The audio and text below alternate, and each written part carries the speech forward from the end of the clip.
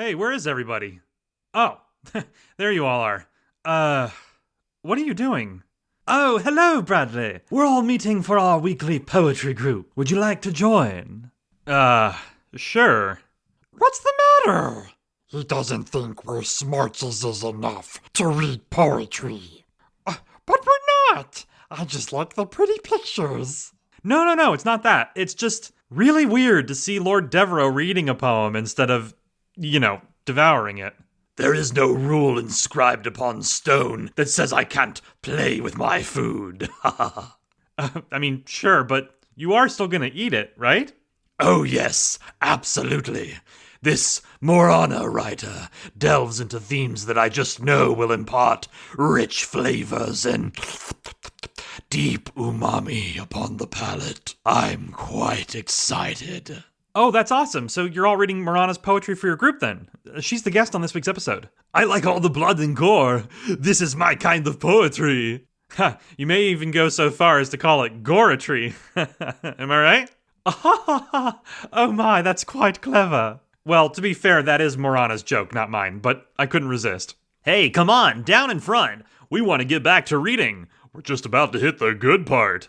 Well, to be fair, it's all the good part. No, I appreciate the offer, but I've got to get back to recording this week's episode. You guys have fun, though. Aren't you forgetting something? What? I've become familiar with this ritual of yours. You always say the name of your podcast at the end of the introduction.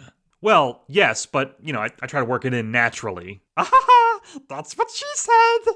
Ugh. Well, hey, you know what else she said? What? Welcome, everyone, to the Saved as Draft podcast. Ugh, that's really not as clever as goretry.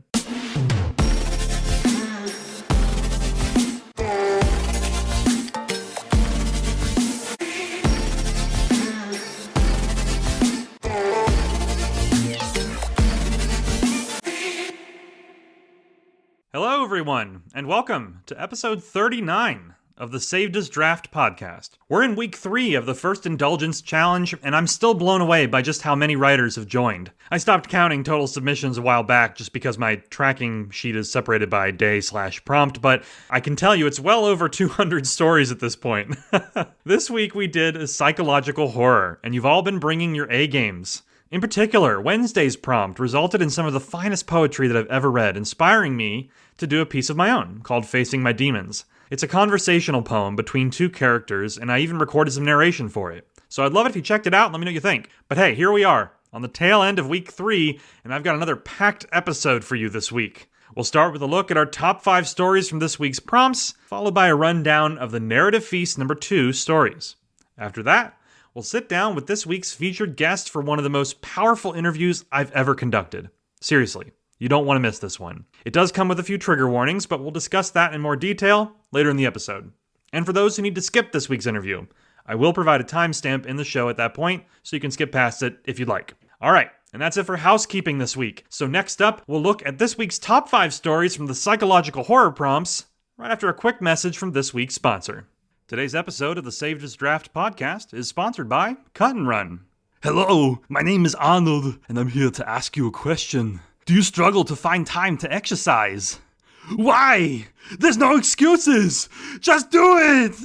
Finding time for the gym is hard in today's fast-paced lifestyle. Sometimes, to hold ourselves accountable, we just need a little motivation. And in today's world, everyone actively avoids places like Camp Crystal Lake, Elm Street, and so on because of their history. How's a masked killer supposed to find work? That's why we decided to solve both problems with our new personal trainer service, Cut and Run. Let's see one of our patented training sessions in action.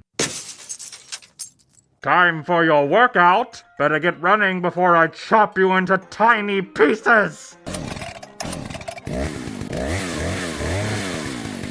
Oh my, a hunky masked killer has invaded my home. Whatever shall I do? Run. You're supposed to run.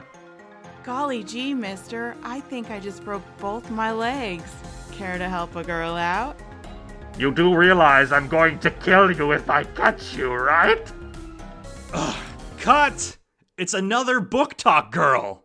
Wait, why isn't she running? I'll tell you when you're older. Just cut to the outro.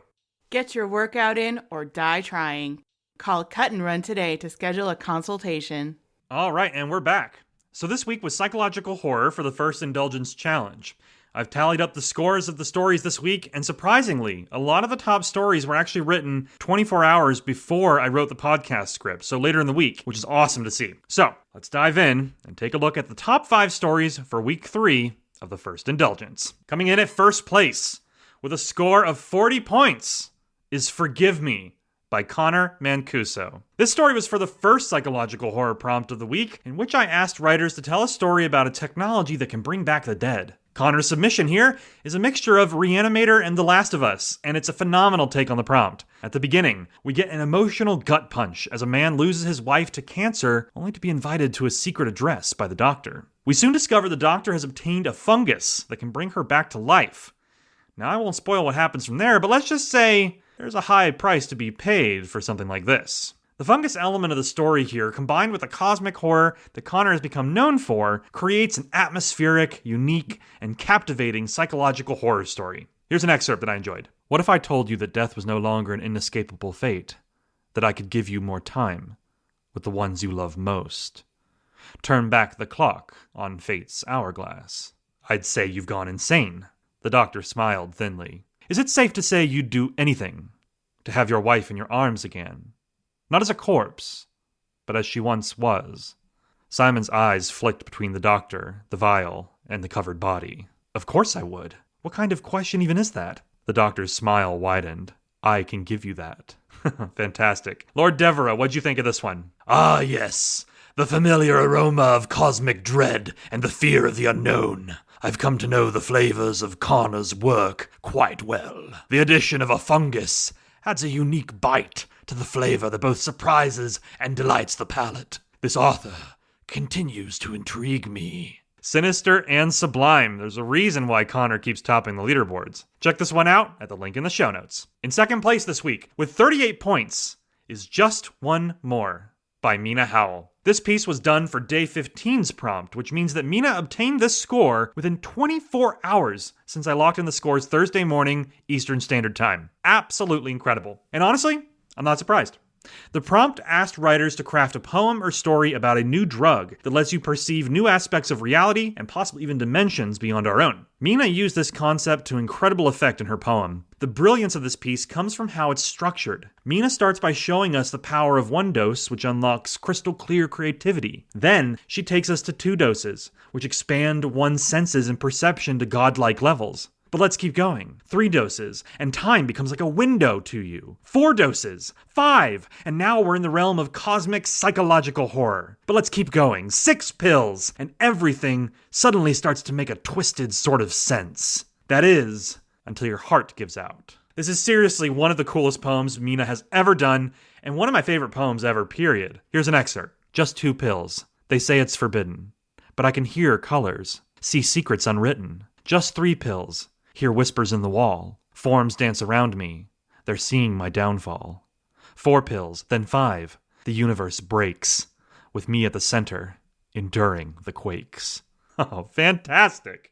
Lord Devereux, what'd you think of this one? Mina's poetry offers concentrated forms of the flavors she presents in her horror stories. Each one packs a punch that reverberates across the palate. The addition of so many layers here, it creates a dish that would not be out of place in a prestigious library of delectable works. I can practically picture it. I couldn't agree more. Excellent work from Mina. Check the show notes for a link, and congrats again to Mina for the amazing engagement on this piece so quickly after it was posted. In third place this week, with 35 points, it's The Return by Mary Ellen Brady. This one was for our first prompt of the week regarding the concept of bringing back a lost loved one. Mary Ellen's take on the prompt is a Christian-inspired roller coaster that seamlessly blends science fiction and horror while taking the story in a bold and unique direction. The concept here is fascinating, and the way Mary Ellen brings in elements of real science is brilliant. I love when she does this. And in this story, she even goes so far as to write excerpts of reports that sound like something straight out of a medical journal. There's also a deeper development later in the story that takes things in a wild direction that I was not expecting. It's incredibly unique, and it opens up huge potential for further stories, as she often does with her worlds. Here's an excerpt. Riley nodded from his armchair. He hadn't moved in 40 minutes, hadn't adjusted his position, scratched an itch, or shifted his weight. I feel wonderful. Better than I have in years. But he doesn't sleep, Mateo said. And I haven't seen him eat anything except 3 bites of toast yesterday. Reduced sleep need and modified appetite are common during integration. Dr. Liu tapped her tablet. The reconstructed neural matrix is simply more efficient at managing the body's resources. Nothing to worry about. She packed up her equipment with the brisk efficiency of someone with a schedule to keep. I'll be back in 2 weeks for the follow-up. In the meantime, if you have any concerns, the Endure helpline is available 24/7. She handed Patricia a card. Though I promise you, Mr. Scoville is doing beautifully. You should see some of our other cases. Your father is a textbook successful restoration. After she left, Riley turned to Mateo. You're worrying again. I know. Riley reached out and squeezed Mateo's shoulder. The grip was firm. Too firm. The exact same pressure as every other time he'd touched Mateo since the procedure. But I'm fine. I'm here. That's what matters, isn't it? Oh, so atmospheric. I love it. Lord Devereux, what'd you think of this one? Mary Ellen's capacity to shift genres like a narrative chameleon is an impressive skill indeed. With each movement, she deftly delivers nuanced and experienced flavors. The story's development offers a sudden incursion of flavor as well that I don't believe I've experienced. Truly impressive work. I couldn't agree more. A fantastic third-place story for this week's psychological horror prompt. In fourth place, at 34 points, it's Variance Within Tolerance by Bent But True. This one is a bit longer than other submissions, but trust me, you won't notice once you start reading. Like anything Bent But True does, the writing flows effortlessly, and the eloquence of it all will keep you glued to your screen. The piece is divided into sections, which helps keep the pacing consistent. It starts with the prompt's premise about bringing back a loved one, but then it dives into what follows. They're sort of the same person, but something is different. The story here focuses on concepts of temperature, using both heat and light to describe the impression that this person leaves on the world around them and on their partner. As time goes on, it's clear something's not quite right, but our protagonist just wants to be happy that they got back what they lost. By the end, the story lands on a haunting but quite beautiful note. It's a combination of acceptance and transformation, or perhaps metamorphosis. It's another stunning piece from a wildly talented author here, and honestly, it's a warm hug that begins to squeeze you so tight that you can't even breathe by the end. Here's an excerpt. The house had been waiting. Dust, lavender cleaner, silence pretending to be comfort. Every object rehearsed the shape of their absence. The jacket over the couch, the empty ring dish by the sink, the dent in the pillow that never quite rose. Now, with them inside, the air seemed to thicken, as if relieved of a vow. They drifted through the rooms, fingertips reading surfaces like braille from another life. The floorboards sighed under each step, a long, aching release. When they paused before the hallway photos, the glass dulled, as if it didn't recognize this face and chose politeness over panic. I changed the curtains, I said, noise disguised as conversation. They're nice. The vowels stretched a little too far. Different. They stood at the bookshelf and touched each spine like greeting old neighbors through a fence.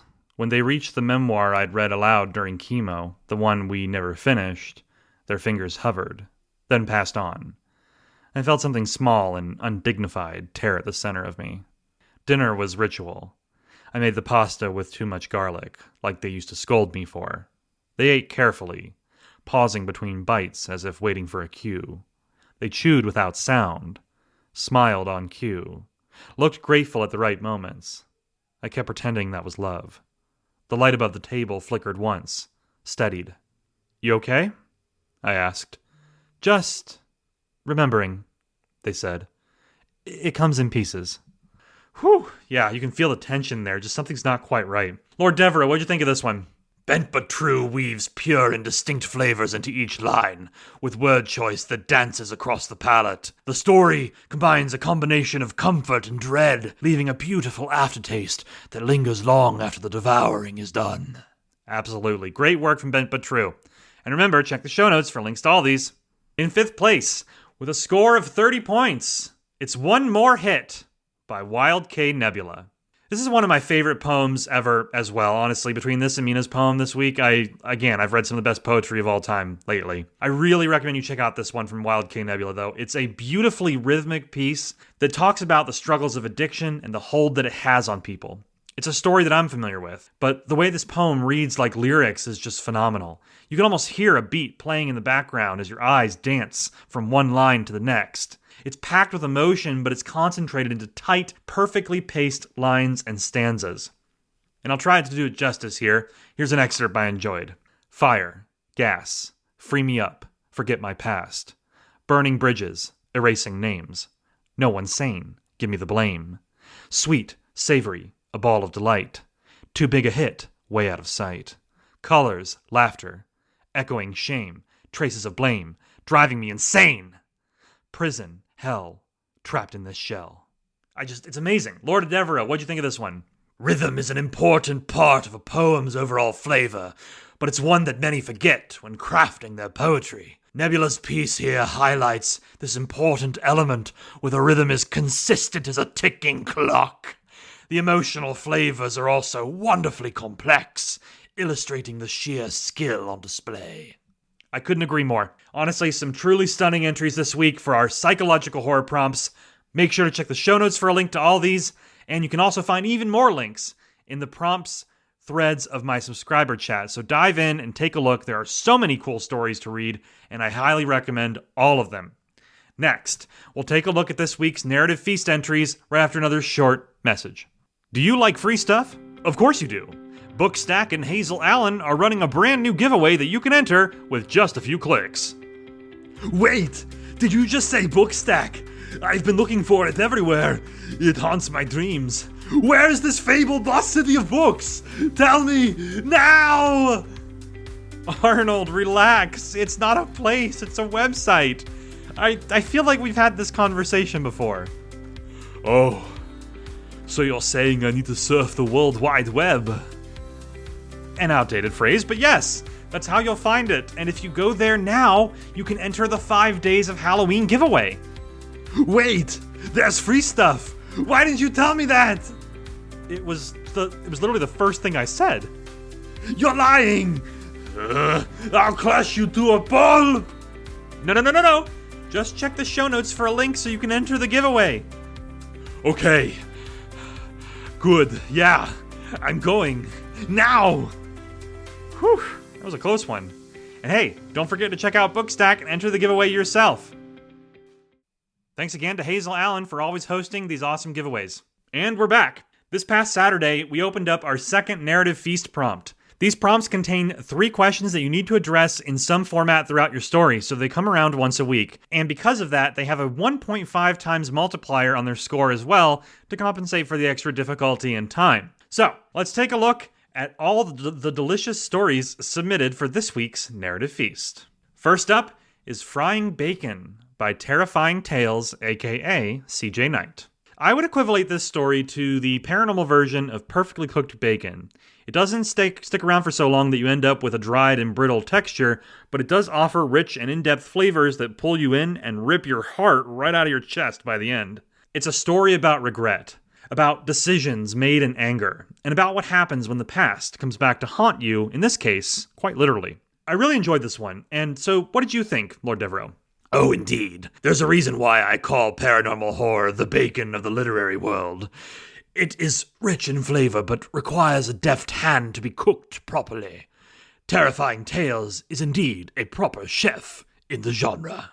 And second this week is The Witness Tree by Mary Ellen Brady. This story has a really intriguing premise. It centers around a tree that many people are aware of, but few can explain. It's haunted and conveys a vision to anyone who touches it, but the nature of the vision isn't always the same. Using this concept, Mary Ellen crafts a wildly compelling mystery as one character seeks out the truth behind this strange phenomenon. It's a paranormal rabbit hole that you'll follow all the way down because every layer introduces new questions. Lord Devereaux, thoughts on this one? Mary Ellen's mastery of the craft comes through in every story she constructs. I always look forward to how she will surprise my senses, and this story was no different. The tree may be free of its curse, but this story will haunt my mind forevermore. Next, we've got The Winged Men by Tom Coombe. This one grabbed me immediately. The opening lines are tense and shocking, and the action is immediate. Once the story gets going, we get this dual narrative where we zoom in for updates on our main character Aisha, but then we zoom out to get a look at the lore behind the strange creatures that are kidnapping people and who wear familiar faces. It's chilling, and the combination of world building and character-driven storytelling is really great here. It's an engaging piece that you won't be able to stop reading, and don't even get me started on that ending. I really hope Tom does more with this world. I think it has huge potential. Lord Devereux, would you agree? Indeed. The concept of the winged men is one that blends familiarity with the foreign and the unknown. It creates a rich basis for other flavors that Tom mixes into the story, each bite offering questions and revelations. It left me wanting more.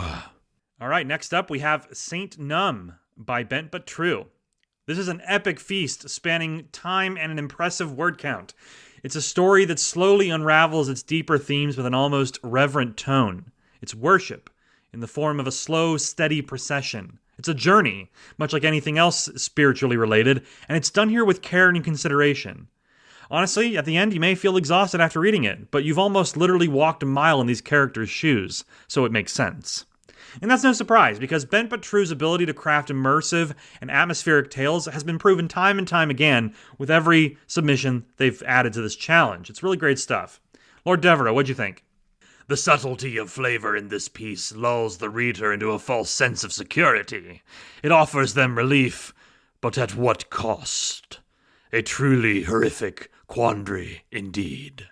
Next up, we've got Marked and Taken by Leron Haywood. And with Leron, I think the greatest strength I've seen from this author is their ability to take my prompts and situate them in a really unique and fascinating world. Last week, I mentioned how their post-apocalyptic story with the clock was super unique, and this week we have the concept of people being marked.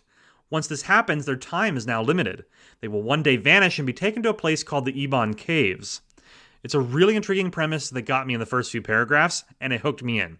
Another must-read from Leron this week. I highly recommend it. Lord Devereux, what'd you think?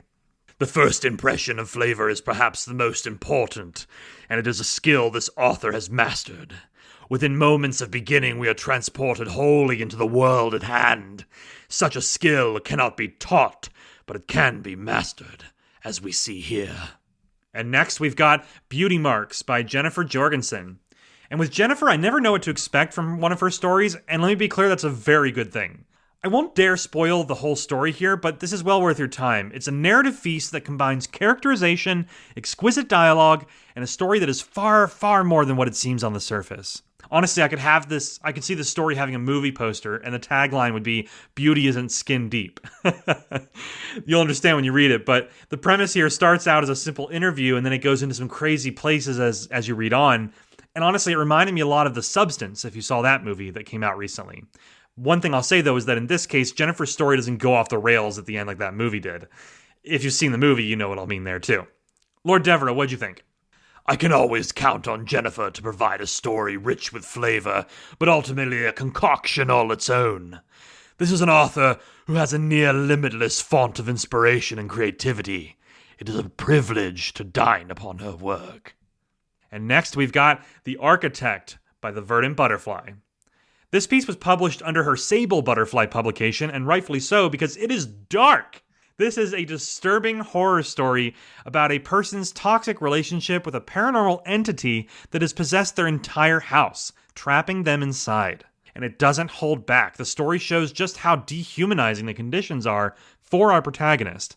I feel like I really resonated with this one too, because honestly, where I live now in this current house that I'm in, I feel like I'm kind of trapped here. And it's because so many things in my life have happened here that I would like to forget, that it feels like the walls of the house are closing in on me.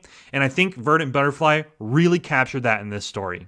And of course, there's a deeper metaphor to the story as well, kind of what I suggested, that I think everyone will really enjoy. It's a fantastic piece.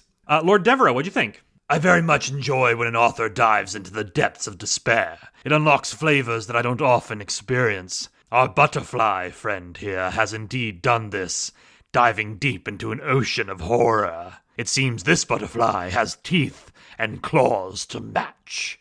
And next up, we've got Cursed by Blood by Ashes of Love Poetry. This is one of Ash's most ambitious pieces yet, and it really paid off. We get this really incredible and rich story arc that pulls us into a horrifying past while offering plenty of action and tension to keep the reader glued to each line. And of course, every time I talk about Ashes of Love poetry, I gotta mention her iconic poetry style.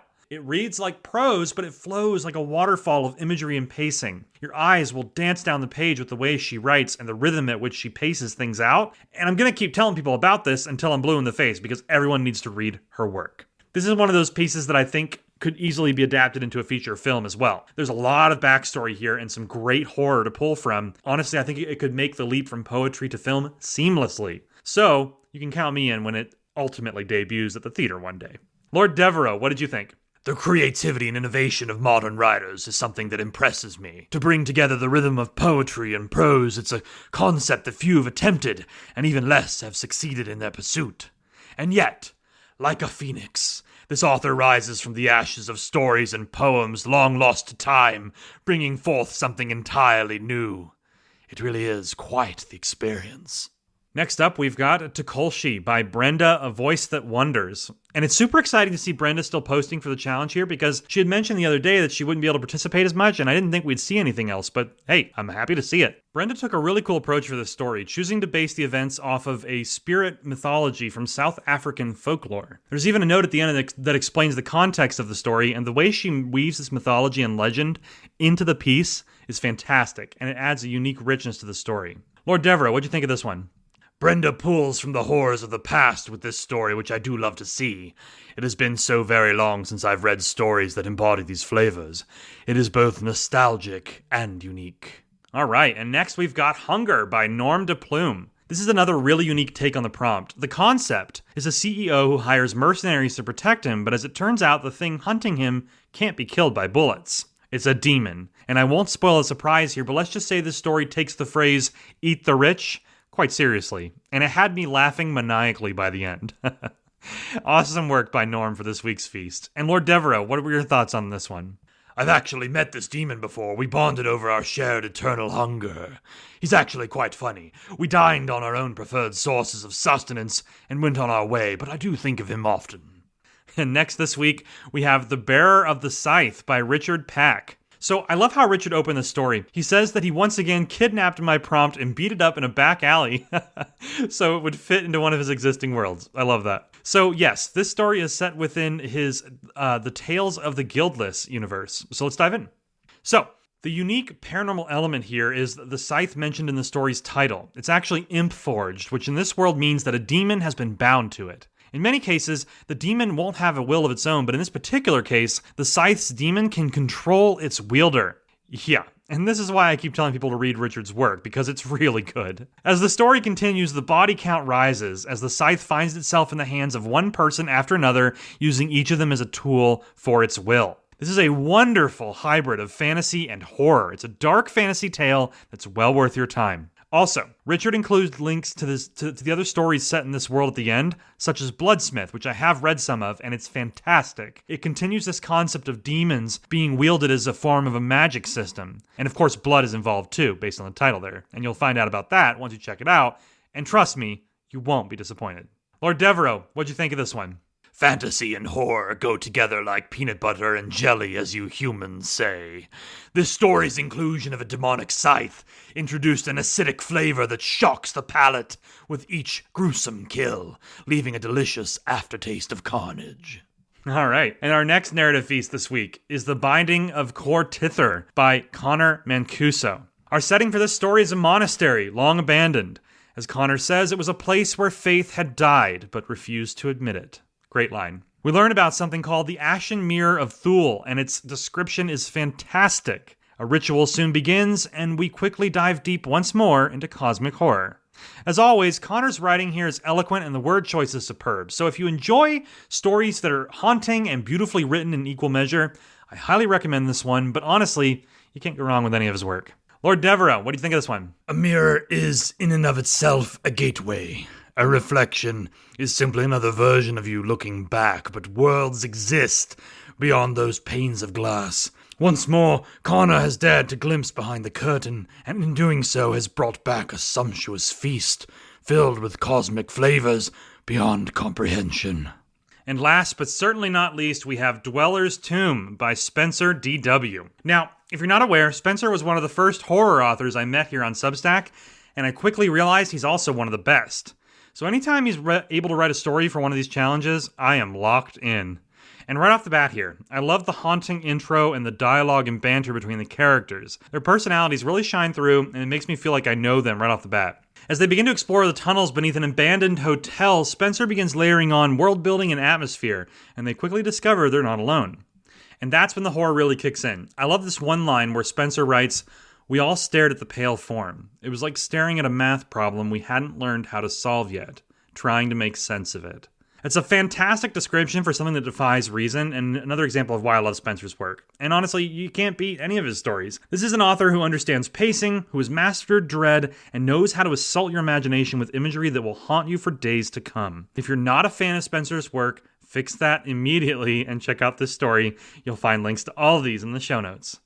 All right, Lord Devereaux, close us out. What'd you think of this one? I very much enjoy consuming work from Spencer D.W. I equivalate his horror stories to that of a 5-star restaurant. There's nothing quite like the sensation of enjoying a dish prepared by a master of the craft. I could not agree more. And that's it for this week's Narrative Feast. Thank you to everyone who entered. This was a huge number of them. I think it was like 15 stories. So next, we'll dive into our featured guest interview right after a quick mindful moment. Hey there. This is Chill Bradley, back for this week's Mindful Moment.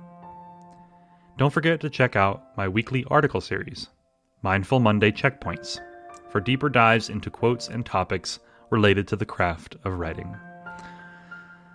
And speaking of quotes, consider this one. Why bother telling your story? Because right now, there's someone out there with a wound in the exact shape of your words.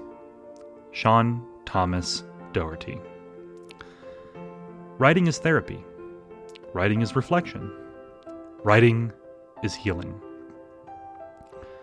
When we write, we're doing so much more than putting words on a page. We're drawing from unseen, undefined forces that we channel to create worlds, characters, and entire lifetimes. And we fill these things with a mixture of our lived experiences and ethereal inspiration.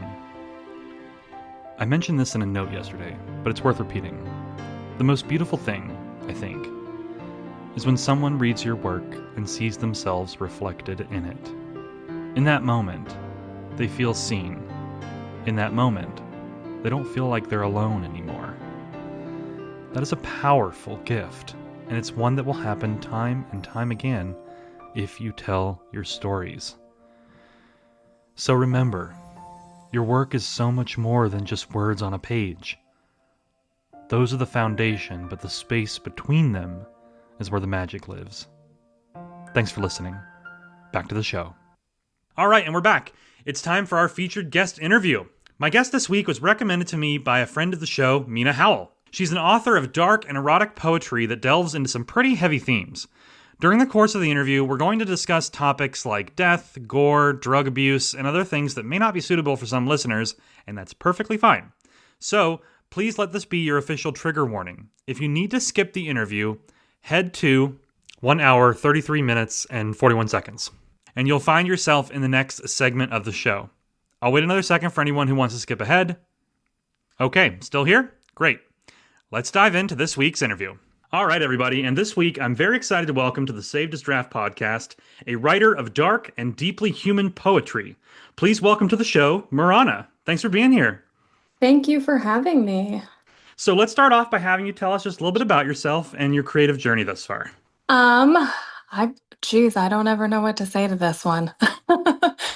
I just recently, I think, started publicly posting a lot of my writing. I've always been a writer, or I've always written, but I've always just kept it in books, because it just felt so private and so intimate.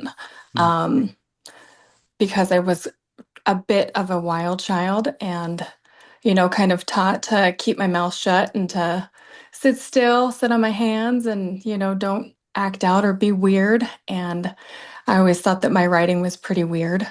So, I just always kept it in notebooks. And it was only, I would just say like maybe a few months ago, I would post little tiny things that I wrote onto like threads, and people really were liking it Mm. and started to ask like, do you write more? Do you have any more? I want to read your stuff. And I thought that that was weird because nobody's ever asked me that before. And then I kind of started posting it and kind of found my way into a small little community there that is very, very supportive. And I can say that I think from the very first time I ever posted anything up until now, like my confidence has grown immensely. Mm. That's great to hear. Out of curiosity, was there anything in particular that kind of led you to make that leap to posting your stuff online, or was it just kind of something you were thinking about and wanted to jump into? So I follow a bunch of, smaller poets on there just because I love reading. I love poetry. Mm. I get like rhythms stuck in my head, and then I Hmm. get like words stuck in my head that just repeat, and I I have to either just sit down and like read poetry or write it down. And I started commenting, on a few poets' stuff like, oh my gosh, I love this part. And when I had posted little pieces of mine, they started coming to me and they were like, you should post more. And at first, like I had said earlier, I thought that it was weird because nobody ever asked that of Hmm. me. Hmm. But there was a lot of like stories going around, like I guess like some dark romance stuff that people are writing online, and I was reading those, and I guess kind of started writing little small like erotic things. Hmm. And then I was contacted by somebody and they were like, don't worry about what other people are going to think about you. Just post it. Like people will resonate with what you say. Like you'll find the people that are your audience. And so I gave it a try and I just got really good feedback, and I think it just kind of morphed into that. Nice. Okay, yeah. And that's honestly amazing advice too. I have to give the nod to that because yeah, if you put your work out there and you do so consistently, that's always been my belief, that you like your audience will find you and it will resonate with people, especially if you're putting your authentic soul on the page, which of course you are with your work. Uh, Right. Well, I was always worried about it being like I felt like it needed to be so polished and so perfect. Like I would write something hmm. and then I would be like, it's so messy. Like Mm. it just feels like it's in like all these knots and all these tangles, and I don't know how to like smooth it out. And that's when he was like, who cares what it looks like? Like it's what you're putting out there is like your entire soul. Nobody wants this perfect polished like shit, Hmm. Hmm. And so then I'm like, okay. Yeah, I mean, I wholeheartedly agree with that too. I think I've done poetry from time to time in my life, and I really kind of fell in love with it again on Substack because of all the poetry I was reading and the people that I was talking to that write poetry. And I've really come to learn that it's exactly like you said. There's no right way to do it in the sense that like there's only one structure that works. Like there are so many different ways. Like I love experimenting with just different kind of structures with rhythm stuff like that. Some rhyme, some don't. Whatever. Right? Like it's about the authenticity, and I love that you said that because I totally agree. Um, Right. Yeah, I have a lot that rhyme and then a lot that don't rhyme. And mhm, when they do rhyme, I think it's kind of more in like a Dr. Seuss like playful banter thing. I think that's the difference between like my writing style is the stuff that rhymes that has, kind of a beat to it or whatever mhm, is less like personal to me. And mhm, the stuff that I guess that is personal to me, it doesn't rhyme. But I've been told that I have a very unique writing style. mm. And I'm I'm not entirely 100% sure what that means. I don't know if it's because some of my stuff doesn't rhyme or I don't know. I couldn't tell you. Yeah, every writer, especially as they become more experienced, obviously develops their own kind of unique voice and style, and that's important, obviously. Um, and I've obviously read some of your work prior to our interview here, and I think what you bring to the table, just from my kind of analysis, is everything that you kind of put into your poems, it feels very real, it feels very raw and genuine. And it's also very immersive. Like the way that you write it, it makes it really easy for the reader to kind of put themselves in that moment and kind of Mhm. experience it alongside you, if that makes sense. Yes. And that is a very good quality for poetry, I think. Oh, well, thanks. I've never heard that before, so that's nice. I think it's because I'm so new that I'm just like, I feel like I'm kind of in limbo Mm, with like, you know, how to, I guess, like address myself. And I guess like my writing style, because I just sometimes I don't know what it is. I'm like, I don't know. I just vomit words onto paper and it just comes out like that. And I Yeah. don't, I've always hated calling myself a writer or a poet because I felt like those titles are reserved for, professionals or people that have been, I don't know. I don't know. I feel like I'm like below that level. Like I write, but I don't think that I'm a writer.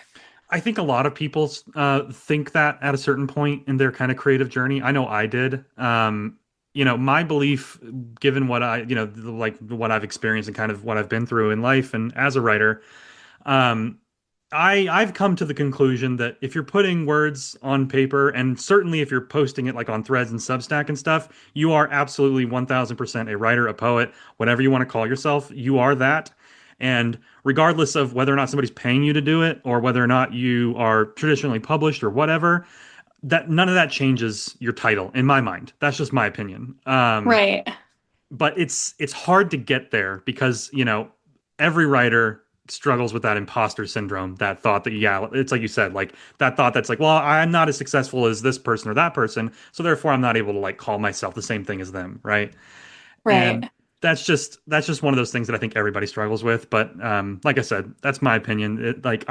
I consider you a poet alongside any other poet that I've read or whose book that I've bought or anybody else. Oh, thank you. I appreciate that. Yeah, it's weird. Like I feel like I think I told somebody once, like, I will only consider myself or give myself any of those titles if I have already been recognized as that. And Mm, he was like, I think that you're a writer. I think that you're a poet. And so do like this entire community. They yeah. think that and I'm like, oh, I guess that makes sense. So the further that I go, like I had said, like I get way more confident. Yeah. And when I first started posting, even saying it out loud, I was like, I'm not even going to put any energy into that because I don't think that that's real. Coming to today, I'm like, yeah, okay, maybe I guess I could be a poet. Yeah, it's one of those things, like I said, I think everybody goes on that journey where they kind of slowly accept that and become more confident, like you said, as you're posting and sharing your work. So I think it's totally normal to kind of be on that journey, but I'm glad that you're coming around to the idea.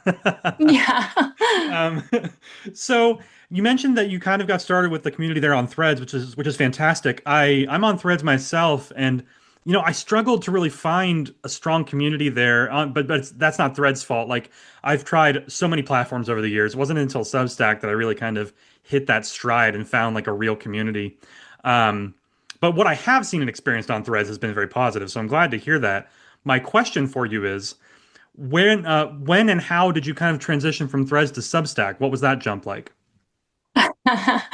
So that was so initially I came to Substack to just compile this story that I am involved in. Hmm. It's me and two others, and I guess we're writing, it's kind of like an erotic Dante's Inferno. One person will write, the other one follows up, and then I follow up both of them and really try to open it up to the next circle because each circle is its own, I guess, kind of separate story. Right. And it's really cool. So they started writing in the beginning. Hmm. They put out the very first one, which was Limbo, and it's two different guys, and I had read it and it was so good because they have two totally different writing styles, but everything just flowed so good, and they're not communicating, so it was just the first one he posted his, and then the other one slowly followed up after that. And I had read it and I was like, wow, this is great. Like, because it focuses on, there are three characters in there. It's two male, like, demons, Hmm. and then this innocent, like, Jane Mm. girl. Hmm. So I read their very first post and it was just their two poems. And I was like, this is great. Like, who's writing Jane's piece? Because I want to know, like, her point of view. Mm. And I think it took them like a day or something, and they had contacted me and they were like, "Do you want to do it? Like you write really really well. I think you can pull it off." And at first I was like, "No, not me. Like you should pick somebody else." Right.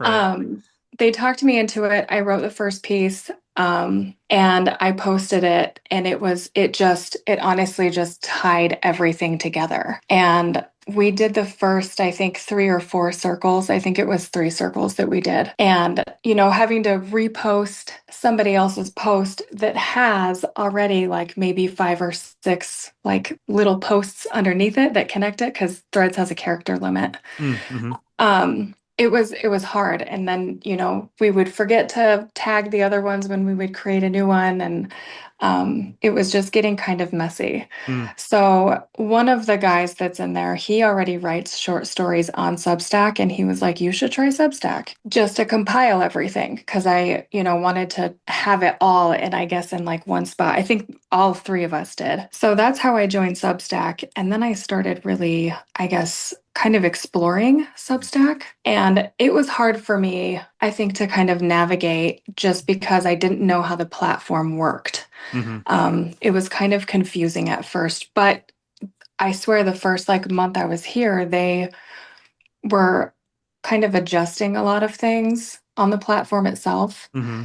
and it kind of became a little bit more user friendly. But and I still don't think that I've really found a community on Substack yet. But like you said about Threads, that's my fault. Just because I'm not on there as much. But I was like, I could compile all of my poetry here, because I don't just post poetry on Threads. I have 2 accounts. One of them is a massive shit posting account that's honestly, I don't know how, it's like pretty popular. I don't know. And then my Morana account was just my backup, because I maybe have violated community standards a few too many times and lost my account. So, Right. but I was like, I want to post, or I guess compile all of my stuff, and I started posting that, and then people started kind of coming in and finding it, and it floored me, because the first month, no, I would say the first 2 weeks that I was on Substack, Mm-hmm. I gained 100 subscribers. Wow. Yeah. And I was like, what the fuck is happening? It freaked me out, because I realized that all these people that I didn't know, that I wasn't connected with like I was on Threads, because I'm comfortable with people over there. Mm-hmm. And it was just all these new people that I had no idea about. I didn't know what they wrote. I was like trying to look at everybody's profile, and but it was just, I felt so vulnerable posting and having people I didn't know read the words that float in my head. Mm-hmm. Mm-hmm. And it kind of freaked me out. And so I kind of backed off from it for a minute. But I woke up one morning and I had like 87 notifications, and I was like, this is too much. I don't know what to do. But I think I've gotten a little bit more comfortable with it. I have formed a few connections with people. I would like to I guess spend more time on it Mm-hmm. and really grow like a community, because I don't use like my subscriber chat. I even wrote a weird little, I don't know if it's a poem or not. I wrote like a little article about how I think subscriber chats are bullshit. And I know. So, but yeah, I don't know. I guess that's kind of my introduction to Substack. And by the way, in case nobody knows, it took me like a month to figure out that if you go onto Substack on your PC, like a laptop, you have way more options Mm. Yeah. as far as writing and looking for stuff. Mm-hmm. And I really wish that that was a feature on your phone, because I don't have the poetry option when I'm using my phone. Right, right. Yeah, So, no, that's a really good point that you brought up. Because yeah, the experience on desktop versus mobile is way different. yeah, it totally is. Yeah, So yeah. yeah, And that's my Substack introduction. okay, no, that's fantastic. So you mentioned that you're not a fan of the subscriber chat, but you are looking to kind of build connections with the community here on Substack. Yep, which means I'm gonna have to use that subscriber chat. Yeah, I mean, what I was gonna say is, I can definitely understand why you wouldn't want to use it. Me personally, the way that I've kind of formulated it is sort of like a community space. Like I leave it open for people to kind of share some of their new stuff within reason, obviously. And then I host, as part of my community sort of efforts, I host writing challenges. I have like ongoing weekly like writing prompts, and then I also put in October here, I'm doing a prompt every single day throughout the month in different genres of horror. And Yeah, so I that's noticed that. I noticed yeah. that because I had just recently subscribed to, and the more people that I do subscribe to, and the more that I check out their subscriber chat, Yeah. the more that it feels less like promotional, Hmm.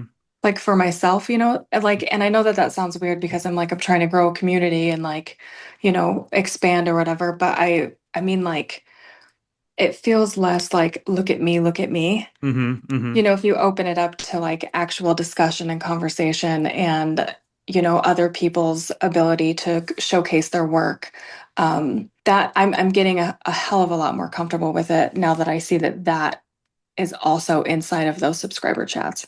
Yeah, absolutely. Yeah, because I agree wholeheartedly. When it comes to kind of promoting your work and sort of using a chat like that, there's a right way and a wrong way to do it. It's like you Right. said. Yeah. So totally fair. But yeah, I would love to see what you do with that in terms of like discussion and stuff. Because I mean, I could see it being as simple as you posting whenever you post a new poem, opening up a thread on there, being like, "What did you guys think of this? Like, what was your favorite stanza? Like, what did you take away from it? You know what I mean? That kind of thing."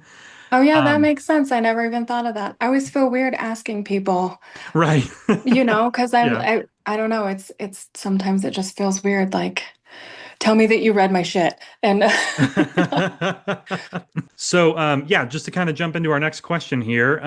So we've been talking a little bit about kind of your approach to kind of poetry and stuff like that. Next, I'd like to ask you, to kind of talk to us a little bit about, your style of poetry, but also kind of what sort of themes you focus on. Like, what are some of like kind of the main topics people can expect when they check out your poetry? well, probably like some real disgusting stuff. Yeah. Um, it's oh man, I do write, I can write about a whole lot of different things. I tend to kind of veer more towards like extreme gore, Hmm. or I heard this term the other day, like transgressive horror. Mm. And I was calling it goretry for a while because I thought I was so clever when I came up with that. I like And that. and it's funny, I posted that and I'm like, it's goretry. And I really thought that I was so funny. And only like 6 people liked it. And I'm like, what's wrong with you? This is hilarious. So, but not just that, I kind of mix, I guess, a lot of like passion Mm. into that gore. Hmm. Hmm. I write a lot about death because I am one of those weirdos that, thrives at night. And I think that death is beautiful. Mm. I don't think that it should be something that people are afraid of. If you don't have death, you don't have life. Right. It's kind of a give and take. Hmm. And I find that there's just something beautiful that something alive can leave behind to nurture and to nourish, the earth itself. What life leaves behind to nurture, the very ground that we walk on. And yeah, like a cycle of rebirth. And I also write, I guess, like about mental health. Mm. Um, Hmm. and I don't, maybe that's like the wrong term for it because it's like broke my own broken mental health. So I know maybe saying mental health makes it seem like it's in a positive way, but I talk about a lot or I write about just how sometimes I just feel so crazy and not like I don't fit in my own skin, Hmm. and how I just feel like so different and detached from people. So I guess I don't know, that's kind of what the genres that and I also for some reason I my kitchen floor is like my favorite place to be. Don't Mm. ask me why. I Okay. don't know. Okay. I will just throw a blanket down. Like I have a really big kitchen, so I will just throw a blanket down at night when everybody's asleep and just kind of hang out with myself on the kitchen floor, whether it be drinking or just getting really high and writing Mm. with my dog. That's what I do. And one night, I wrote about a moon manatee and the seaweed princess, and they are best friends. And I wrote a poem about that, and people really liked it, and I Yeah. really liked it too. So I kind of wrote a follow-up one, and then I just wrote a third one, and they're just like, playful and like weird and full of whimsy, and it doesn't make sense. Mm. But it's just like these two, beings from totally opposite ends of the universe, like, and they're best friends and they do whatever they can with each other. And I don't know, I think that that's super cute. But I don't know, I guess other than that. No, I love that. I love that. I love the concept. I'm definitely gonna have to read that one. And I love how it's, I think, a lot of writers that I've met, it's funny because, like, for example, this one writer named Mary Ellen Brady that I'm a big fan of. When I first met her, she did a lot of like cozy kind of fantasy type stuff with like some magical realism, and it was amazing.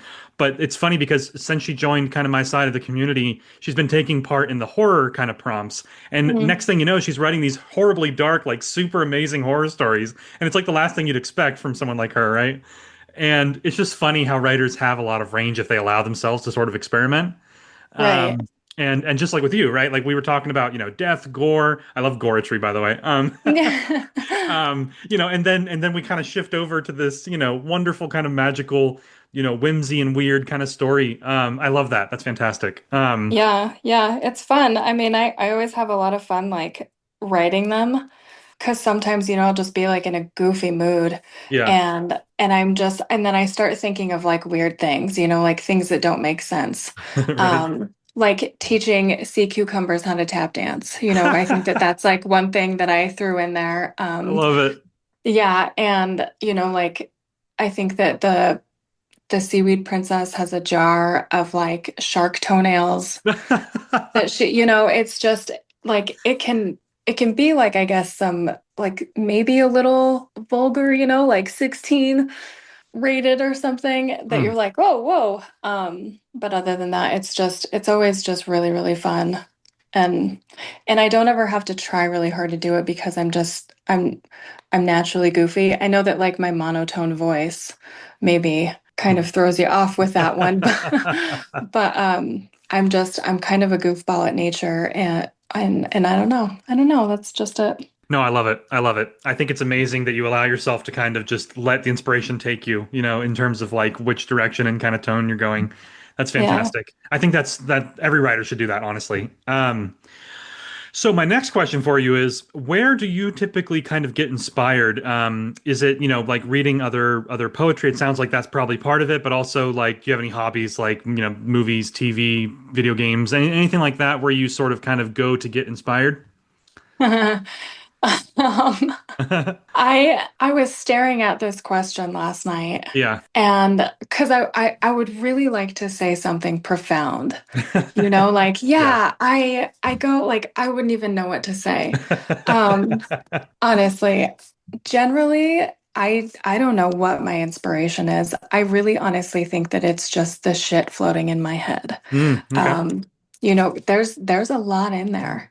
And I think with having, a pretty long-standing diagnosis with ADD or ADHD, whatever everybody's calling it, Hmm. kind of it puts my mind in kind of a whirlwind and I'll probably think about like 100 things at one time, in a split second. And sometimes they just kind of form into like these weird things. And I'm like, I have to write it down. I have to write this down. Mm. And then the more that I go, the more that I'm like, how far can I take this? Or, let me sit in my feelings for a minute and just pull words out of my chest and see Mm. what comes out. And I love moments like that, honestly. Yeah.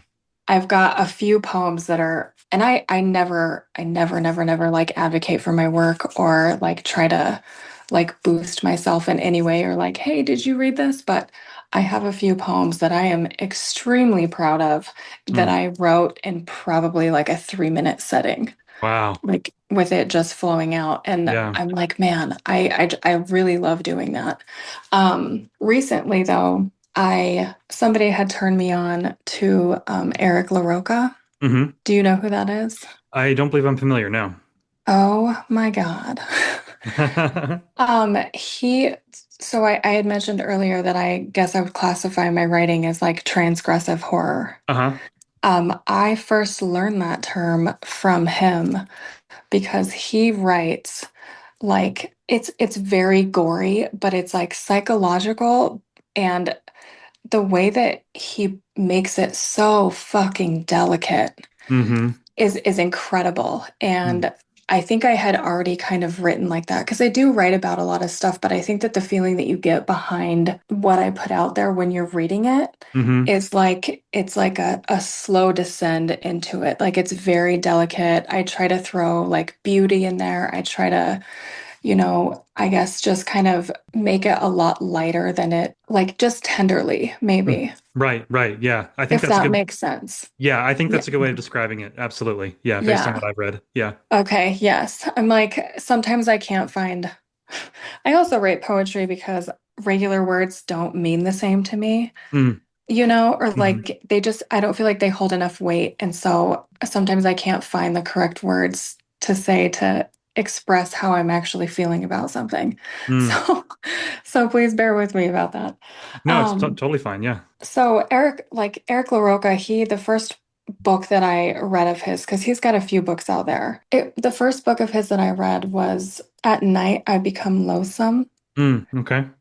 And it's just incredible. Like I sometimes I can't even describe that one because I think that that's my favorite one. But he's got another one that's got like it's like a novella, so there's a few Hmm.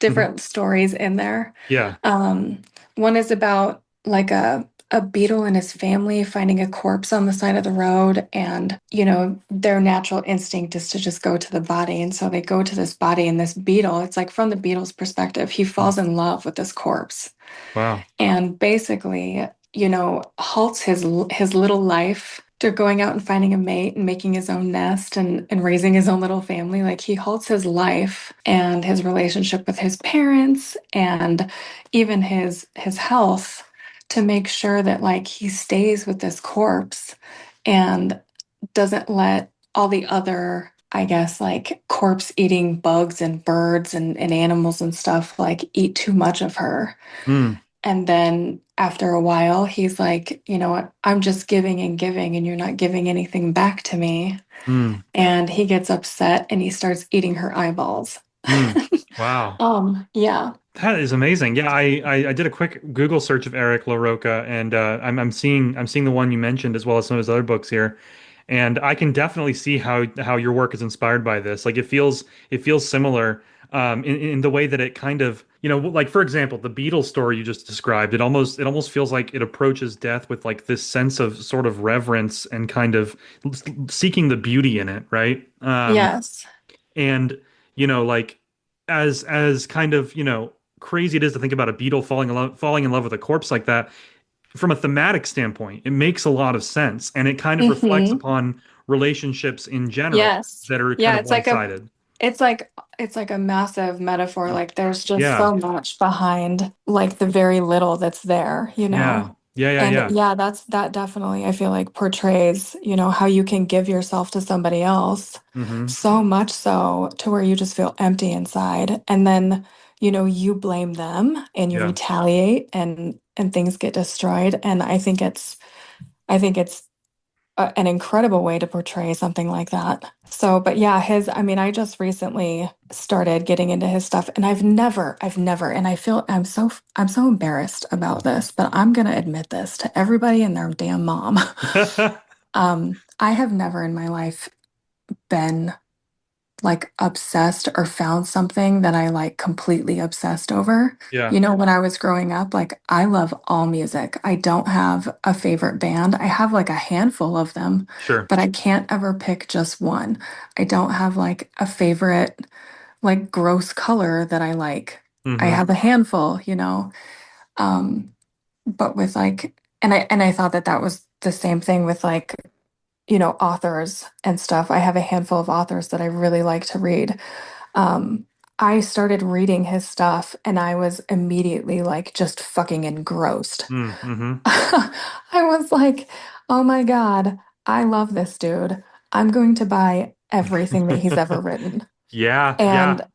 And I disgustingly have. So, if Eric LaRocca ever fucking hears this, like shout out to you, man, because like I've never found anybody that writes, even close to the way that I do about the same stuff with such, I guess, delicately laid out like softness. I don't even have the right word to say for it. It's just Yeah.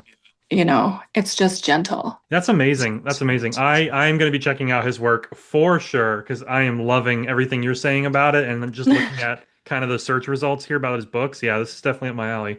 This looks awesome. Yeah. Yeah. Oh, I'm really glad that I was introduced to him. So yeah. No, I can. Yeah, I can definitely see how that would be an incredible source of inspiration. yeah, like super fucking fangirl. Like it's disgusting. Like if they made a t-shirt with his face on it, I'd probably rock it and be like, yo, read his shit. Hey, that's fair. That's fair. I love it. I love it. So my next question for you, and we did touch upon this a little bit already, but I wanted to ask about it here.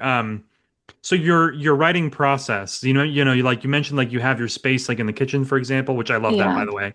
I think every writer should have a space like that, regardless of where it is. Yeah. But like when you mentioned, like for example, some of your poems that you're most proud of, you wrote in 3 minutes. Is that like is it something where like when you get an idea, it kind of like sort of comes together in your head, and then when you go to write it, it's like a super fast process, or is it sort of like kind of some take longer than others, or what does that process look like for you? Yeah, so I don't know, I think a lot of it comes from maybe just like a place of passion. Uh-huh.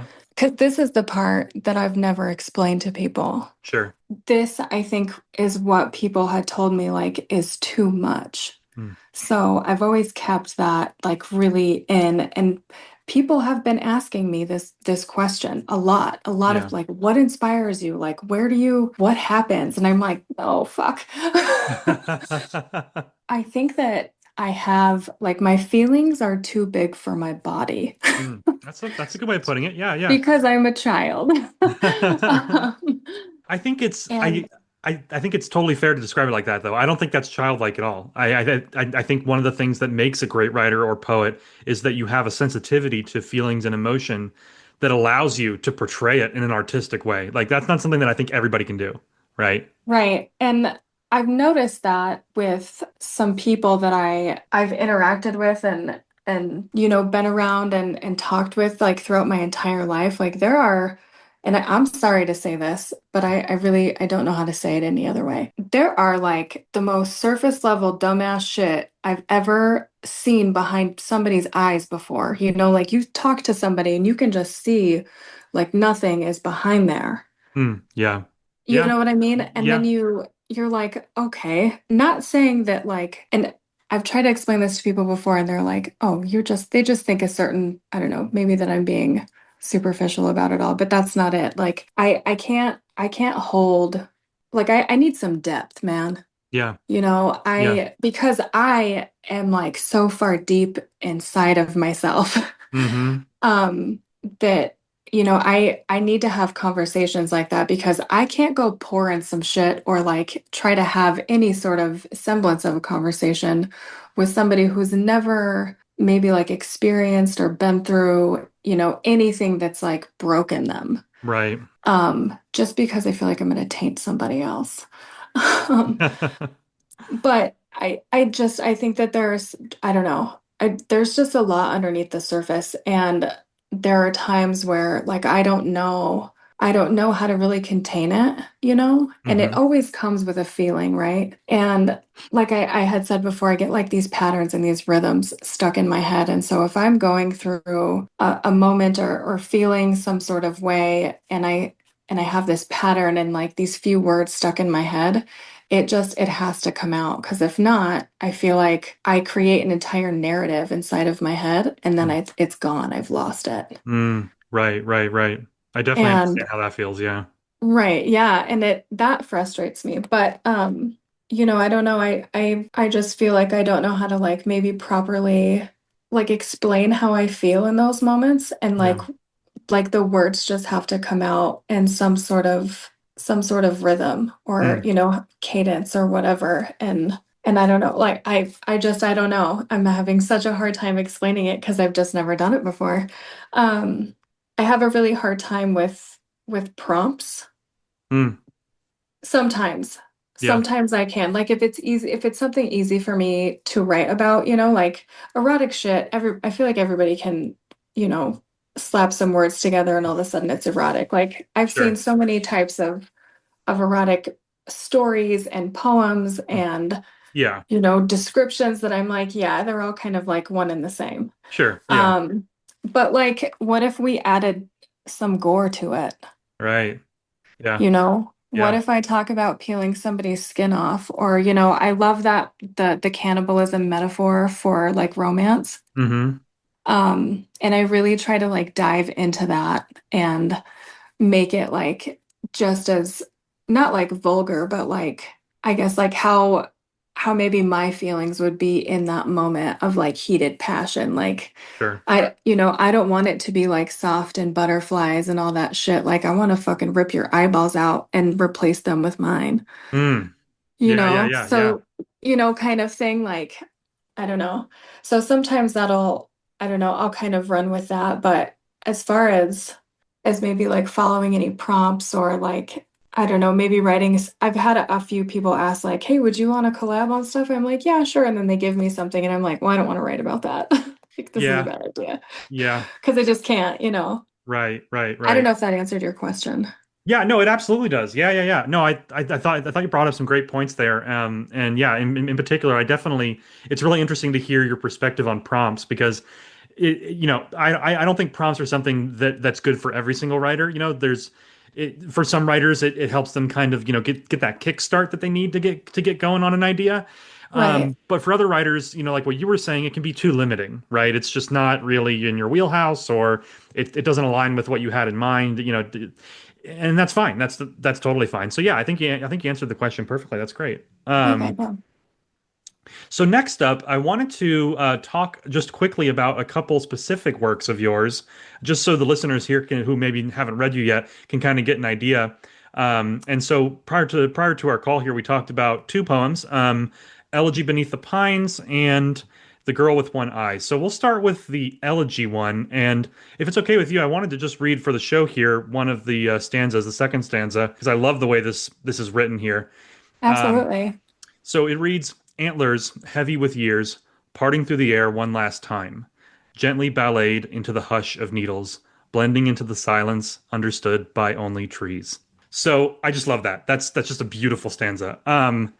I think this is a beautiful poem. Yeah, this one is really really nice. When you and I had kind of initially discussed it, you had said that it sort of represents like the beauty that you can find within death. So maybe kind of talk to us a little bit about that and how you expanded upon that idea in this poem. Yes. So, people can't see, I guess, right now, but there's a picture behind it. And I was scrolling through, I think, Pinterest. Mm-hmm. Um, because I was looking, I like to make these little bone jars because I'm fucking weird. So I was just kind of looking at other people's like, I guess, creations, and this picture popped up. And what it is it's an entire elk carcass Mm-hmm. that is fallen against some pine trees or something and just had decayed there. Yeah. And there's, and it kind of looks like the tree just maybe grew around it. Right. And there's little saplings kind of popping up from the ground, and it's just nature in its most authentic form. Yeah. And it it stopped me in my tracks, like my brain just stopped thinking, and I just thought that that was such a beautiful picture. Mm. Um, yes, I think that death is beautiful. Um, Again, I'm, a little different. Um, I kind of, I don't want to say like forced, but I kind of, I guess, morphed into that feeling from when I was younger. Mm-hmm. I I did a lot of drugs, and so I have permanent damage to my heart. Mm. I basically like had to come to terms with that at some point. Right. Because it's not something that, I could live an entire healthy life with. Mm. And so, when I was, I guess, a lot younger, like I've always kind of had a weird interest with death, but I wanted to start seeing it as something that wasn't the end, but Right. like the beginning, Right. Right. or just a cycle, or like that it's okay. Yeah. It's not scary, It's Mm-hmm. kind of one of those like I made my bed and now I have to lie in it. Sure. Right. And I think that the only way to get through something like that is if you just address it head on and just accept what's there. Right. And I know that that sounds like fucking morbid. Like, yeah, I've just accepted that I'm gonna die probably soon. But that's okay. I can definitely see how some people would think that's morbid, but honestly, I really do see the beauty in that mindset. Especially because it's like you said, like what's done is done. You can't change anything about it. And honestly, regardless of anyone's situation, like being human and being alive means that you're going to die, right? Like there's no Hmm. way to get around it, at least not yet. Um, and even if you could, it may not be. I mean, there's plenty of stories that explore why immortality is not the greatest idea either. Right. Um, but yeah, I mean, just, kind of coming to terms with that is not only a really like mature mindset, I think, as a human being, like as part of the human experience, I think coming to that conclusion takes a lot of, you know, I mean, it's hard. It's hard because death is unknown and it's scary, right?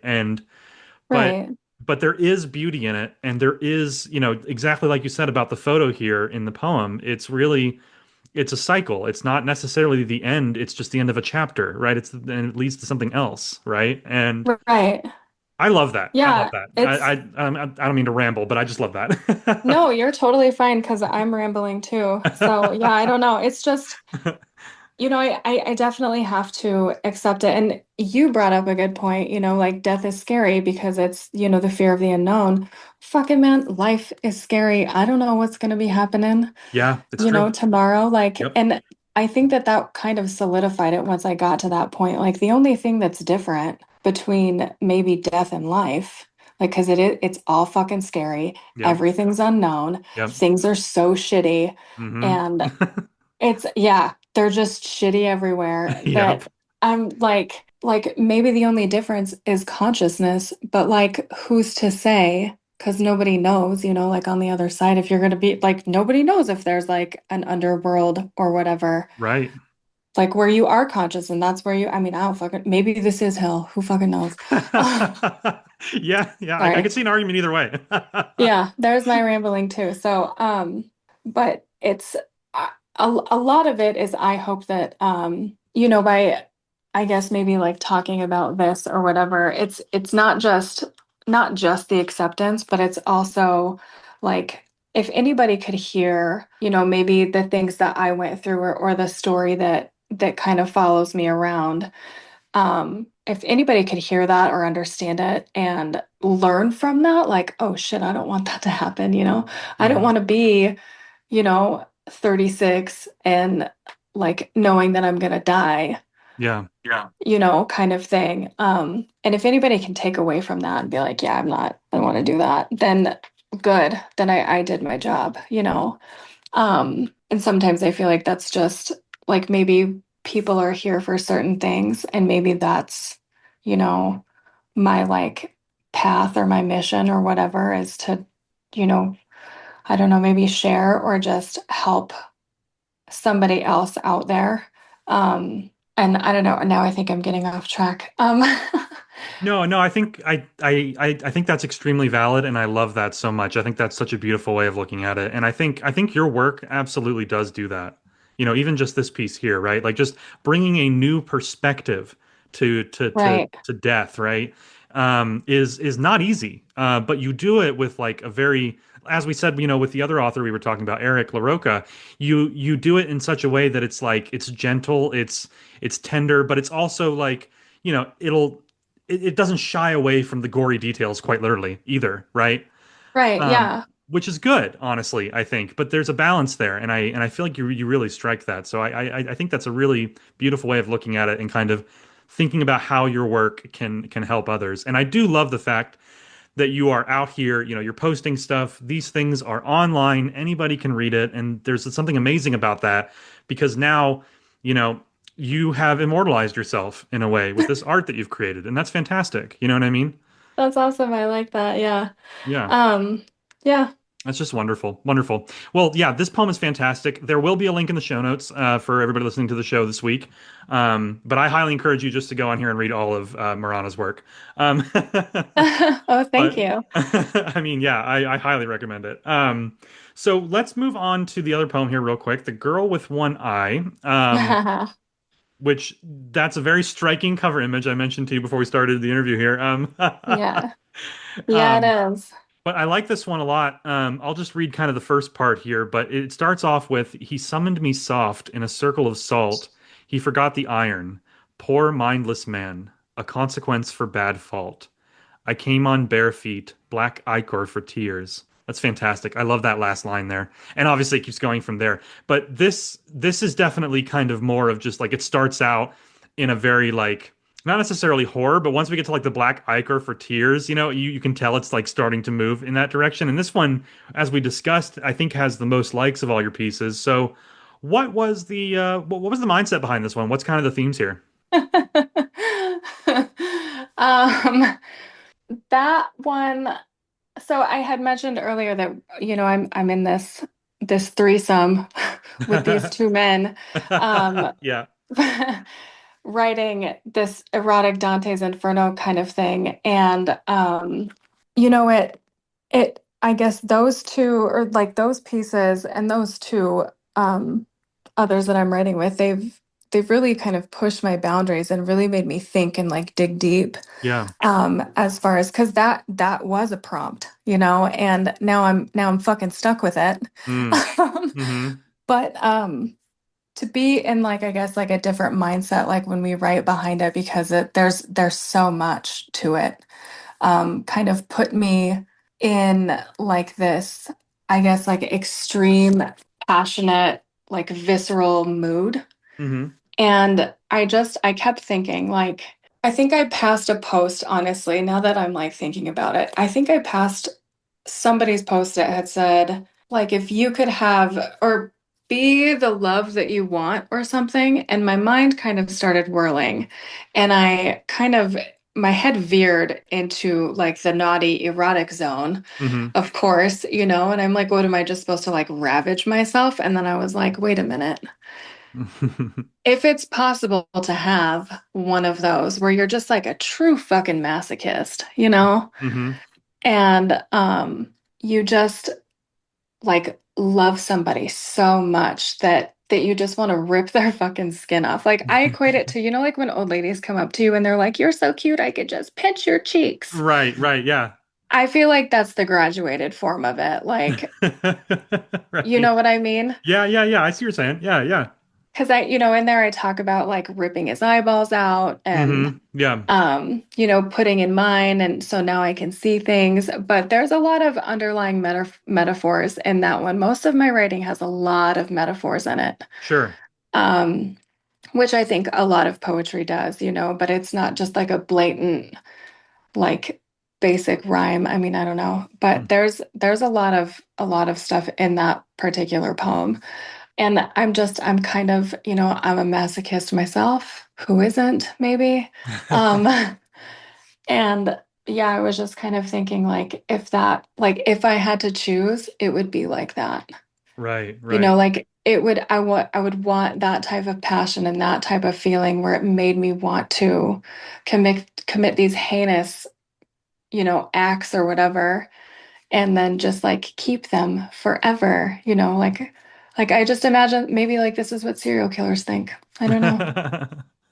Well, I do love the obviously, as someone who's a fan of horror, I love the shock value of it. I love like the kind of, taking it to that level in this poem here. I think that's really good from a horror perspective. But I also love how you can definitely pause and think about the metaphors behind it, right? Like, yeah, taking someone's eyeballs out and switching them out with your own, that's scary from a horror standpoint. But from a poetic standpoint, I see it as sort of like a metaphor for like being so close to another person that you're willing to kind of walk a mile in their shoes, right? Or in this case, their eyeballs, right? Right. Like, Or like you know let me show you like how I see you, right, kind of right. thing. Yeah, yeah, yeah. I think that's really, really interesting. And I've, you know, um, I've just, as I mentioned earlier, kind of recently gotten back into poetry myself, but it's like I haven't really come across poetry like this where it has all of those really kind of, again, the gory details, but it also brings in this like this like beautiful kind of metaphor and just deeper sort of meaning or surrounding the human experience, but you pair it so well with the horror side of things. It's just, I love it. It's fantastic. I think it's a really great style, and I can Oh, see why thank people like you. it. Yeah, it's Thank fantastic. you. It's really, really good. I also was just scrolling through the poem while you were talking about it. I love the last three lines here, but just know, my sweet darling, I'll eat if you bite. That's such a good ending. Yeah. Oh man, this is great. Good stuff. Okay. Well, thank you for talking us through those. Those are fantastic. I will of course include both those links. And yeah, so we'll move into our last couple of questions here. I think we kind of talked about this already a little bit, but just in case you wanted to expand upon it, one of my questions I had obviously was talking about kind of what you hope readers will take away from your poetry in terms of how they feel, or like we kind of discussed some of the metaphors and some of the more deeper themes. Is there kind of like a universal sort of thing where you're like, I hope people feel this when they read my Just work? disgusted. Disgusted. Okay. No. Okay. No. I don't know. I think maybe like the only thing that I could say was I hope that it brings feeling out that you didn't know that you had. Mm, I love You that. know, like Yeah, yeah. I hope that it brings something maybe to your attention, or it, because these are just little glimpses of like how I actually feel inside. Right. And I think that, most poets, here we are, like these, we're so fucking misunderstood, right? Um, that's like the consensus about it. Like, Right. um, and maybe part of this is me trying to like put a specific sharp feeling that's inside of me out on paper, trying to explain to you how I'm feeling in this moment. Right. Right. Like, maybe if I could bring it out in you, you'd understand, kind of thing. Yeah. And maybe then, or maybe on another hand, like maybe read it and feel slightly like, oh shit, maybe you're not having a good day. Or like, oh shit, you must be super high on your kitchen floor right now. Um, Right. Right. I don't know. I guess it is just that I hope that it pulls an emotion, Yeah. Yeah. out of you that you didn't know that you had. I love that so much because honestly, that's when I'm reading a poem, what takes it from being a good poem to a great one is exactly that, right? If I feel like it's pulling on some sort of emotional thread, and it's doing it like all the way down to my soul, it's kind of reaching down there and pulling that out. Right. Yeah, I love that. That's a fantastic answer. Okay, so my next question here was, and we talked about this a little bit earlier, but I was going to ask if you had any projects you're working on outside of Substack. Obviously, we talked about the Dante's Inferno erotica that you're working on. That one's being posted though on Substack, yeah? Yes, it is. I think we've got the first five circles on there, Nice, nice. and Okay, it's called the Unholy Trilogy, cool. or what is it? Is it Unholy They're gonna Trinity? listen to this and be like, "What do you mean you don't even know what it's called?" Um, yeah, the Unholy Trinity. Yes, yeah, that's what I saw when I was Yes, scrolling through your posts. Yeah, uh-huh. yes, yes. Yeah, so we've got like limbo and greed and lust, and I Yeah, can't even remember the order of them. right. Um, those are they're like ongoing, but there's not really a set schedule, because none of us communicate Sure. about what we're gonna write. Yeah. We just kind of take from the others and kind of build off that. Okay. So I know that Aang just did, I think, his portion of the sixth circle. Mm-hmm. They're gonna be so mad. I can tell you, they're gonna be like, "You don't even know what we're on?" No, man, I don't. And right now we're waiting on Ghost's portion, and then I'll go. Okay.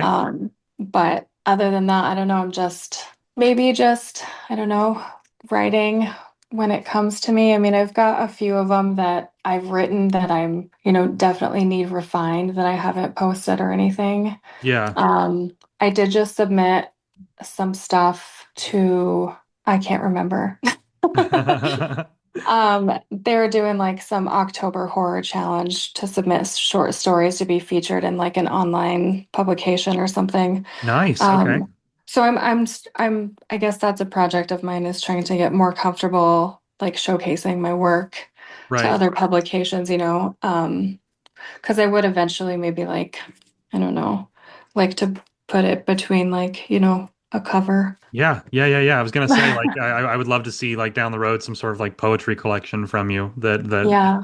because I would buy that 100%. Really? Oh, that's awesome. Yeah, no, 100% I would. I'm going to buy Eric LaRocca's stuff in the meantime, but once you do something, I'm going to buy it. Okay, good. Yeah. Yeah, buy all this stuff. It's so good.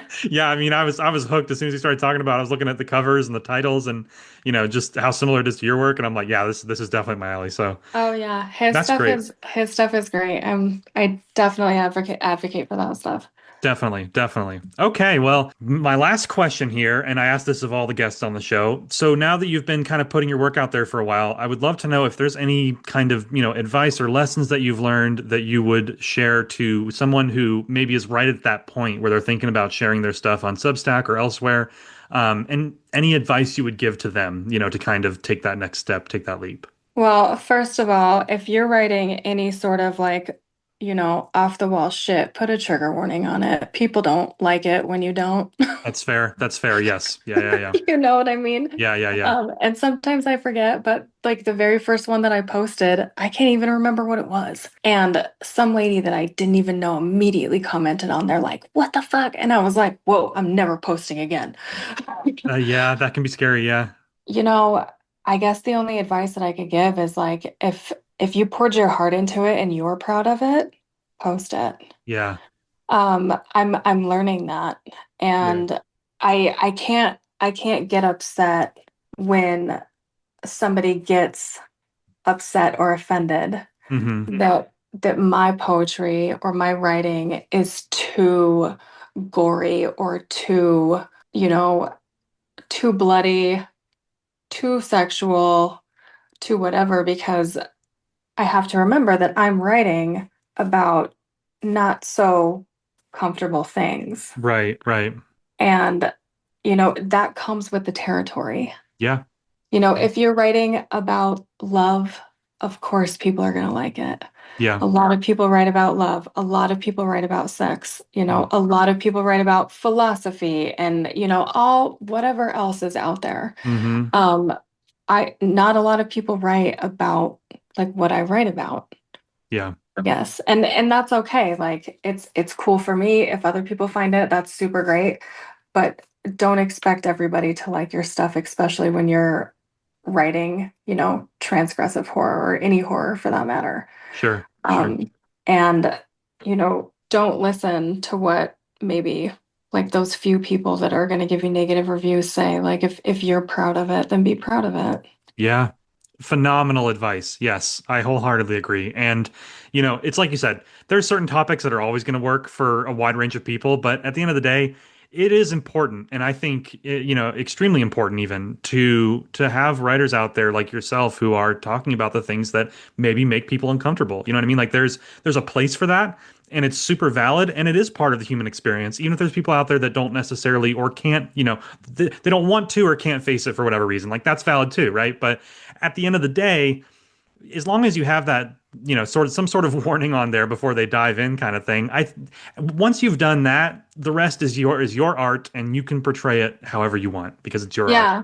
Oh, exactly. Yeah. And if anybody's out there that's listening that doesn't like that stuff, like maybe don't read my stuff, Yeah, yeah. I mean, yeah, and exactly. Yeah. that's okay. Yeah. Like I just it's kind of one of those like I'm just not a fan of like negative reviews or like call outs or anything. Sure. Um, just if it's not for you, just move on. Yeah, Like it's not. I wholeheartedly agree. 100%. I couldn't agree more. I think that's fantastic advice. All right. Well, Morana, thank you so much for coming onto the show here. This has been just an incredible interview. I am so excited to to get working on this week's episode because I know people are going to absolutely love hearing about you and your work, and I just really appreciate you taking the time to come on the show here. Oh, absolutely. No, thank you for having me. I'm excited that I'm I'm more accepting of the fact that somebody had said like, "Hey, what about her?" Right.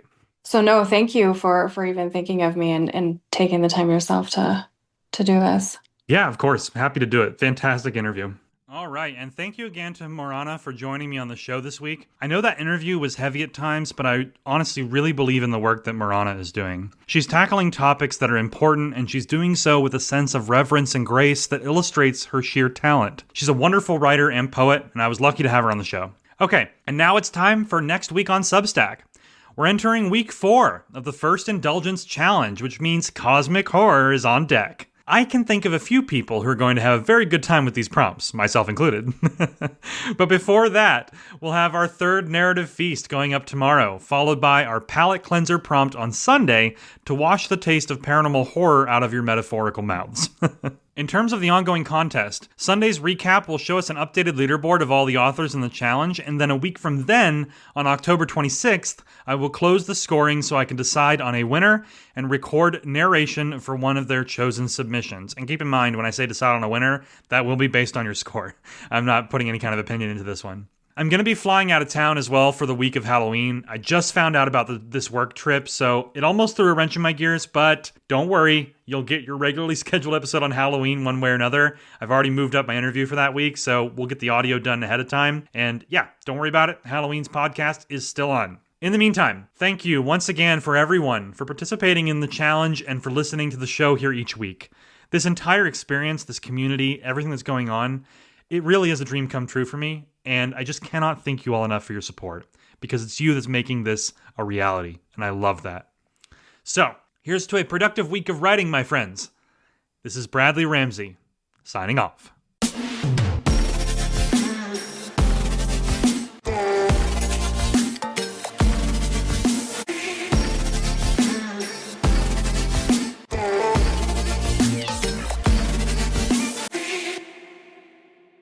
I don't understand. Why can't we enter this the book stack giveaway? You have to fill out the form, Zizzles. Come on, what's taking you so long? I want to visit the fabled land of Bookstack. Hold your horses, Ziz. I don't have horses. Get out of the way. I want to enter the giveaway now.